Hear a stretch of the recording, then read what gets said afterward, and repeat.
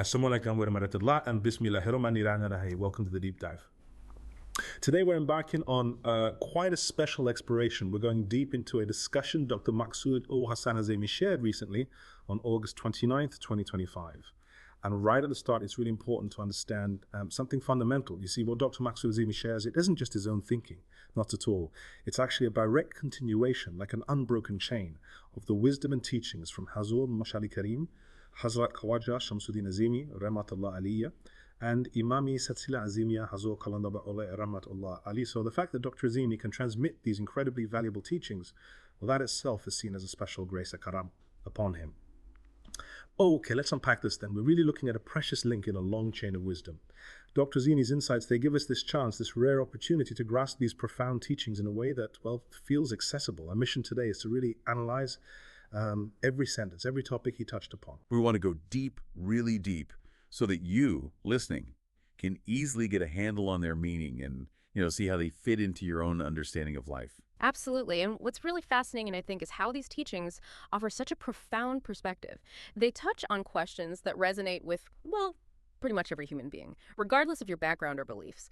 If you connect this to the bigger picture, it's not just abstract spiritual ideas we're talking about. It's really about understanding the very fabric of existence and our place within it all. Dr. Azeemi doesn't just, throw concepts at you. He illuminates pathways, clear ways to understand how reality works, and by extension, our own potential within that reality. This whole discussion, really, it's almost like a blueprint for living a more conscious life, a more deeply fulfilling one. It's something we all do, isn't it? We chase happiness. We chase peace. It's everywhere self-help books talks. The message is always, be happy, find your peace. Like these feelings are the ultimate prize, the end goal. But Dr. Azeemi raises this brilliant question, one that really makes you stop and think. It challenges that whole assumption. Are happiness and peace the destination? Or are they maybe more like signposts, indicators along a much bigger journey? We tend to think they're the purpose. But what if they're just states that actually serve a deeper purpose? It makes you wonder if just chasing the feeling itself is, well, maybe missing the point. That's a really crucial distinction, isn't it? It forces us to ask, are we focused on the feeling, which can be fleeting, or are we focused on the action, the purpose behind it? And Dr. Azeemi clarifies this so well.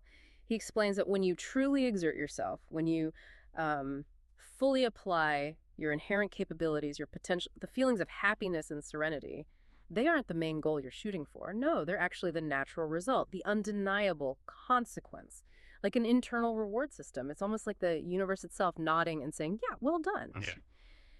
The core idea here, the really transformative one, is that the real purpose is the utilization of one's capabilities. In Urdu, that's shik soto, salai tonka istimal. So happiness and serenity in this view become the byproducts. They come after you fulfill your potential, after you complete tasks with excellence. Okay, byproducts, that makes sense. Give us some examples of how that plays out. Sure. Think about it in everyday terms, like the examples in the source discussion. Take physical work, for instance. Imagine your house is a mess. Chores everywhere, laundry, dishes, just general chaos. Can you honestly feel deep peace or comfort sitting in the middle of all that? Definitely not. It's stressful just thinking about it. Exactly. That feeling of relief, of comfort, of, serenity. Yeah. It only really settles in after the work is done, after you've put things in order. You can't just decide to feel peaceful amidst the mess. The peace arrives with the completion, with the order you created through your effort. Right, the action brings the feeling. Precisely. Or think about mental work. Maybe you're wrestling with a really complex problem, a coding bug, a tough business strategy, or even just a personal dilemma that's been nagging at you. That immense satisfaction, that deep mental peace, that rush of happiness. When does it come? When you finally figure it out, when the solution clicks. Exactly. Not when you first encounter the problem or while you're struggling with it. It arrives precisely when you solve it, when the task is complete. And the more effectively you use your mind, your cognitive abilities to tackle it, the better the outcome, right? And the greater the happiness you feel from that success. It's a direct link. Okay, physical work, mental work. What about spiritual work? Well, that's where it gets even more profound. When you successfully complete spiritual tasks, maybe it's a deep meditation, a genuine act of selfless service, or overcoming an internal struggle like controlling anger or ego, the happiness and serenity you feel then, they aren't just doubled or tripled, they're multiplied exponentially. It leads to a much deeper, more lasting joy, something far beyond superficial pleasure. It's because you're aligning with your true purpose. And that brings this unshakable inner peace. So the analysis is basically use your abilities well, get good results, feel real happiness. That's the core of it. The more effectively, the more wholeheartedly you apply your abilities, the better the outcome and the greater and more enduring the happiness. And serenity, it doesn't come from dodging challenges. It comes from facing them with patience, with composure, knowing you're giving your best effort. The work itself, the task, the active engagement of our capabilities, that's the objective. Happiness and peace, they're the rewards, the achievements that naturally follow when the job is done right. Dr. Azeemi makes this beautiful connection between which is obedience to command, and the completion of work. So it's like there's a divine command to complete our work, to use our potential. That's the implication. It suggests that perfecting our execution, diligently doing what needs to be done, is inherently linked to inner joy. It's almost a spiritual law. Yeah. You simply can't sustain genuine happiness, deep inner peace, while your responsibilities are ignored, while your potential lies dormant. The universe, you could say, rewards completion, not just sitting around wishing. And that's a powerful idea, especially today, with struggles around procrastination, finding meaning. This suggests active engagement, using your potential, is the direct path to fulfillment. That really shifts the perspective on happiness. Okay. Building on that, Dr. Azeemi then dives into two other concepts that might sound kind of similar at first. Sifat-e Rabbaniyat and Maqam-e-Mahmood. They both seem to relate to divine understanding, higher states. But he draws a really clear line between them. And it's not just splitting hairs, is it? It sounds like understanding the difference is crucial for mapping out that inner journey. Let's explore these. Exactly. It's fascinating how these teachings provide such clarity on subtle points that could easily remain fuzzy. So, Sifat-e Rabbaniya, it's defined as utoka ilmi asha. That translates literally as the knowledge of things or knowledge of objects. It refers to a divine attribute, the knowing of the absolute essence of all creation. Imagine understanding the fundamental nature of every particle, every phenomenon, every idea. It's this vast, foundational, all-encompassing knowledge. Okay, the knowledge of everything's essence. Got it. So how is Maqam-e-Mahmood different? Well, Maqam-e-Mahmood is described as a stage beyond the ultimate limit of human rational thought. The Urdu phrase is fikr insani ki akhri had. And this isn't just about thinking harder or more logically. It's a realm where our normal, rational, step-by-step thinking, it just isn't the main way of understanding anymore. It hits a ceiling. At that stage, Maqam-e-Mahmood, only Wijdan functions fully. Wijdan is pure intuition, direct spiritual insight. Like a flash of knowing without needing to reason it out. Precisely. It's a direct grasp of truth, bypassing the whole analytical process. You just know, completely and undeniably. That's Wijdan. And Dr. Azeemi references Lo-o-Kalam, that key text by Qalandar Baba Auliya, to support this. The book states that Isa-Uthum, Hijab Mahmood, the veil of Mahmood, is the absolute peak, the culmination of human intellectual expansion. The veil of Mahmood. Like a boundary. Exactly. Think of the analogy given, Sidratul Muntaha, that's known as the limit for angels, right? The point beyond which even they can't pass on their own. In a similar way, Hijab Mahmood is the ultimate limit for human thought. It's the boundary where our rational mind reaches its absolute maximum capacity, and beyond that boundary, a different faculty takes over that pure spiritual intuition, Wijdan. Okay, and these hijabs, these veils, they aren't physical things. No, not at all. That's a key clarification. Hijabs like Hijab-e Azmat, veil of grandeur, Hijab-e Kibriya, veil of magnificence, and this Hijab-e Mahmood. They're described as barriers of the intellect. Or maybe even better, they're like our preconceived notions, our rigid beliefs, the mental boxes we put ourselves in that limit our understanding, the dogmas, the assumptions. Transcending these ingrained mental limits, breaking through those self-imposed boundaries, that's what leads you to Hijab Mahmood. And after that point, intuition becomes the primary way of knowing, a direct channel. So Maqam-e-Mahmood isn't a place, but a state of being. Yeah. Connected to Allah's manifestations. Exactly right. It's not a physical spot on a map. It's a profound state of consciousness, an elevated level. It's a stage where you directly perceive divine manifestations, Pichunjaliyat. You receive information, insights directly from the divine, without the usual filters of intellect or ego. The Quranic reference Kosain, 2 bows' length, symbolizes this, extreme closeness, beyond our normal understanding of space or separation.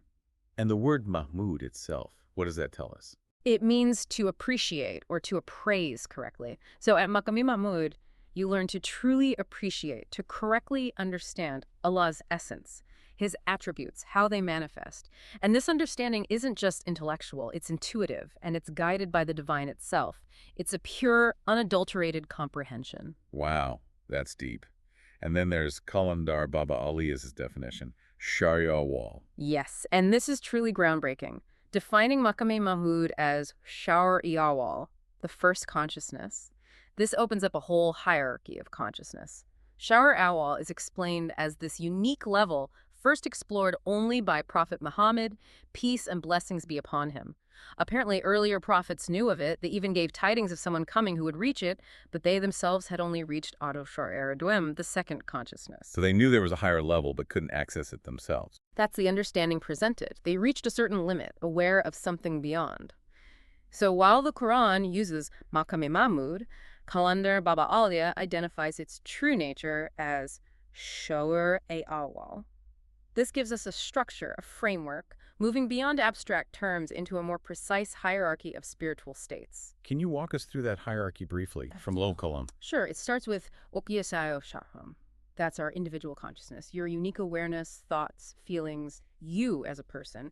Deeper than that, or maybe underpinning it, is Shuoor, collective consciousness or species consciousness, like the shared unconscious pool for humanity, perhaps. Then Shuoor, cosmic consciousness, the unconscious of the collective level. Think of the awareness or operating principles of the entire cosmos. And right at the very top, Shuoor. The first consciousness, it's described as super cosmic consciousness, or even the unconscious of the cosmos itself. The unconscious of the cosmos. What does that even mean? Well, the ultimate connection drawn is staggering.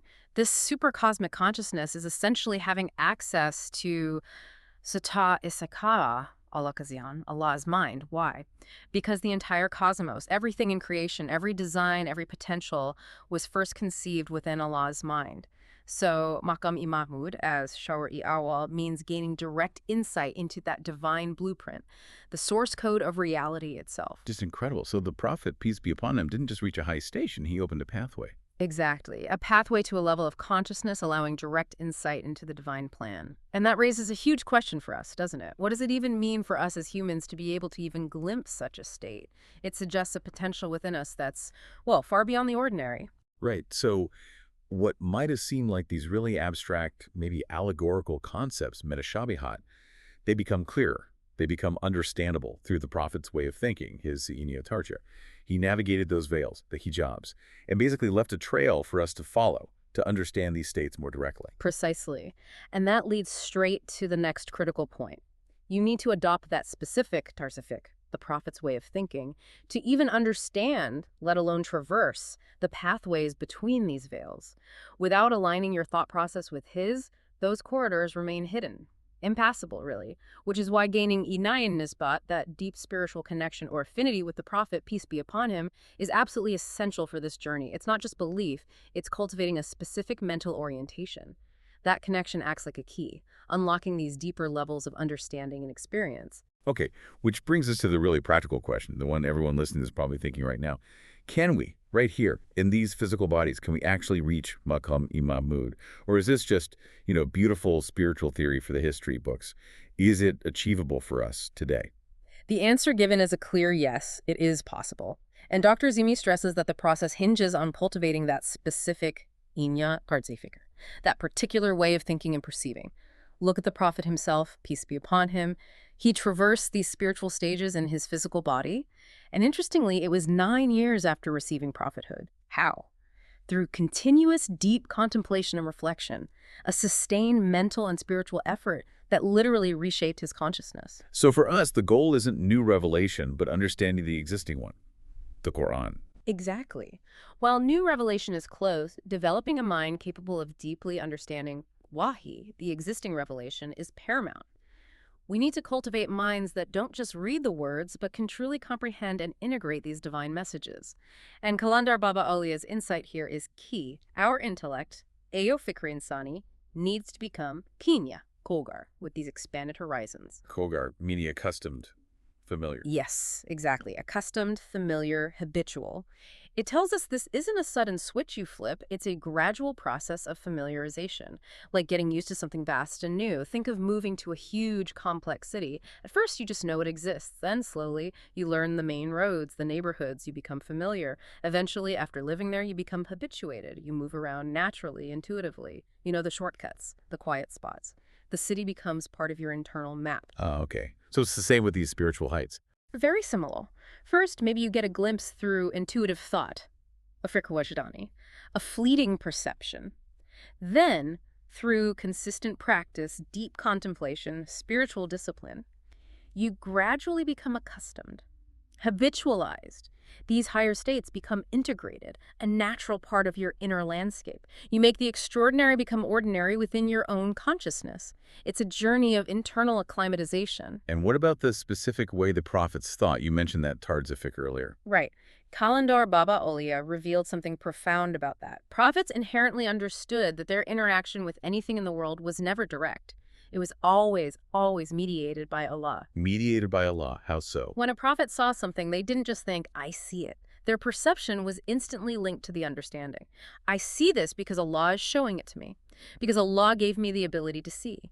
And because Allah brought this object into my perception, it was a constant conscious awareness of divine action in every single moment of perception. Wow. So never I saw, but always Allah made me see. Precisely. And that applied whether they were seeing something physical or something in the non-physical, unseen realms. The reason for seeing was always the same: Allah's continuous active involvement. That really changes how you view, well, everything. Yeah. And it connects to humility, doesn't it? Absolutely. Which brings us to a crucial warning: the ego trap, the I syndrome. Oh, I saw, or I understood, I experienced this state.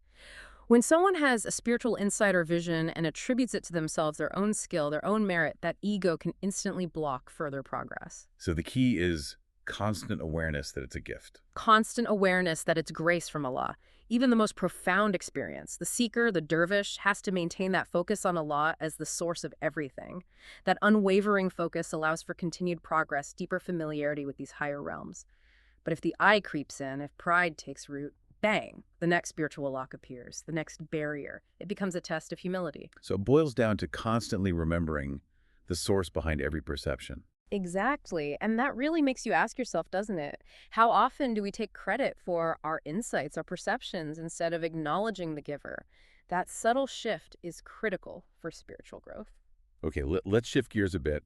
We're going from these incredibly high spiritual states to something maybe more, well, earthly and sometimes unsettling. The idea of, you see, fuck the Rhine, wandering souls, or what people might call churails or mischievous spirits. Do they actually exist? Is it just folklore? Dr. Azeemi gives a remarkably clear explanation based on Rashid Karim's teachings that kind of cuts through the mystery and fear around this topic. It's a fascinating explanation, and it really prompts that question again. What kind of mind are we cultivating right now in this life? Because the teaching suggests our mental habits here have direct consequences later. It's not just our actions, but who we fundamentally become in our thoughts and intentions that matters. So, the origin of these mischievous spirits is explained through the Awwal, Nazma, the subtle body or soul. When someone passes away, their Nazma is supposed to go to a specific station in Anoni Araf, that intermediary realm. Angels are assigned to guide them there. Okay, so there's an orderly process. Yes, and the funeral prayer itself plays a role. That verse recited during burial, "From this earth we were raised, to this earth we return, and from it we shall be raised again." The spiritual light, the Iyaranyat of that verse, actually helps the Nazma surrender to the angel's guidance. It facilitates a peaceful transition. But some don't transition peacefully. Correct. The teaching explains that people who had a mischievous, rebellious, uncooperative kind of mind during their life, they carry that nature into death. These particular Nazmas actually try to trick the angels. They try to escape their guidance, refusing to go to their assigned station. Seriously, they try to outsmart angels. That's the description. And when they persist in this defiance, the angels, following divine order, eventually abandon them. They leave them to their own devices, and the result? They become badrooh, evil spirits, or wandering souls. Why wandering? Because they have no station, no spiritual home in Araf. They're lost, spiritually homeless. Wow. And what are the consequences for them? For being a wandering soul? They're quite severe. No assigned station means no spiritual sustenance, no amenities provided in era of things like spiritual food, clothing, whatever souls need there, which apparently depend on their earthly state. And because their core nature is mischievous, they're driven to disturb the living. That's their main activity. The examples given are things like shaking a bush when no wind is blowing, moving a curtain, appearing to people, primarily to cause fear. And they target specific people. Yes. Primarily those with weak minds, people who are easily frightened or influenced. They prey on vulnerability. Their whole existence becomes about causing trouble and feeding off that negative reaction. So what does this mean for us then? These badroos are literally stuck wandering until Judgment Day. That's a bleak picture. It is. Souls without a home, constantly agitated. But Dr. Azeemi immediately follows up with an empowering message. We aren't helpless. We have a powerful tool against them. We do. What is it? It connects back to that idea of inner strength. The spiritual realm isn't something to fear if you're internally fortified. It's really an invitation to cultivate resilience that goes beyond just physical toughness. And it makes you ask, are we actively building that inner strength, or are we letting external fears chip away at our resolve? So the tool is strengthening our minds. Exactly. The guidance is remarkably direct. Strengthen your mind. We're sent here, in part, to become strong, resilient, to develop ourselves spiritually and mentally. That's part of our purpose. So if you encounter one of these situations, a disturbance, and you have a strong, unwavering mind, you simply ignore it. Ignore it. That's it. That's the core of it. Their entire effort is wasted if the target isn't affected. If you're not scared, if you don't react negatively, they gain nothing. Their energy just dissipates. They thrive on fear. Take away the fear and they lose their power over you. And remember, they specifically seek out people with weaker minds. They actively avoid strong-minded individuals because their tricks just don't work. So strengthening ourselves mentally and spiritually is like building a shield. A shield that works both here and in the hereafter. It's holistic self-development. Building that inner fortitude benefits you across the board. It's practical spiritual self-defense. That's incredibly empowering. Okay, let's move to another really profound topic. Kun fayakun. Be, and it is. It's such a powerful phrase. Speaking to Allah's absolute creative power often seems like just an instant command. But Dr. Azeemi unpacks Emr, the command, in a really detailed way. And he shows how this divine pattern connects to our potential for manifestation. It's much more than just saying be. It really is. And understanding this properly is, I think, a powerful revelation about our own creative capacity, which mirrors the divine in a small way. It makes you question, doesn't it? How much are we truly intending versus just wishing? And what difference could knowing that make? Dr. Azeemi starts by explaining Allah's shalan, his way of operating, or chosha, his habit, you could say, based on that verse. Innama amruhu ida arada sha'an ayakola lahu kun fayakun. Indeed, his command, amr, when he intends arada a thing, is only that he says to it, be kun, and it is ni fayakun. The key insight is that amr, the command or work, isn't just a casual desire. It signifies an intention that is incredibly detailed, fully complete. So not just, I want this, but something much deeper. Much deeper. The process described is very precise. First, Allah wills one thing at a time. It's focused, ordered creation, not chaos. Second, the details of that one thing are perfectly determined within that divine intention. What to do, how to do it, how much, even what not to do. Every single aspect is resolved. All the details are figured out beforehand. Completely. And third, this is amazing, the entire thing is seen as already complete within the divine intention, the irada. It's not a vague blueprint. It's a perfect, vivid, fully formed visualization already existing in Allah's mind before it even starts manifesting externally. That perfect, complete visualization is what allows it to then flow into the cosmic realms. Okay, so the intention is incredibly detailed and complete. Then comes kun. Right. Kana yuqul kun. He says to it, be. Because the thing is already so perfectly clear and vivid in the intention, it's as if it can hear and obey instantly. Kun here means more than just be. It means come into action, become active. It's the activation of that perfectly planned reality. And fayakun. And it is. Exactly. The manifestation process begins, unfolding seamlessly from that complete intention into reality. It reveals the incredible precision behind divine creation. Now, how does this connect to us, to human potential? Well, this is the empowering part. Allah has given humans a reflection of his attributes, including this capacity for a mirror for detailed intention leading to manifestation.